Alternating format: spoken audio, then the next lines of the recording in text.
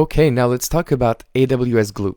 So Glue is a managed extract, transform, and load service, or ETL. And from an exam perspective, that's all you need to know. But let's go a little bit deeper dive to understand how that works. So what is ETL? Well, ETL is very helpful when you have some data sets, but they're not exactly in the right form or the right format that you need to do your analytics on them. And so the idea is that you would use an ETL service to prepare and transform that data. So Glue does that, but traditionally you use servers to do it, but with Glue, it's a fully serverless service. So you just worry about the actual data transformation and Glue does the rest.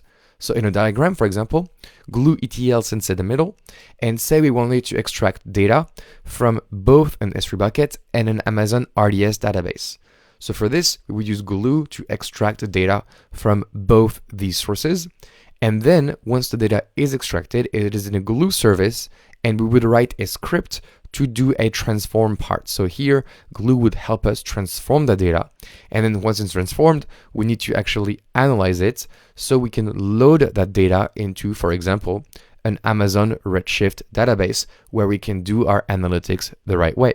And so Glue sits here, okay? It's a very powerful tool because you can do any kind of extraction, transformation, and then you can load it into many different places. So that's for Glue ETL. And then there's another service called Glue Data Catalog, which I think is not at the exam, but I will still mention it to you because it's important to know it as part of the Glue family. So the Glue Data Catalog, as the name indicates, is a catalog of your data sets in your AWS infrastructure. And so this Glue Data Catalog will have a reference of everything, the column names, the field types, etc.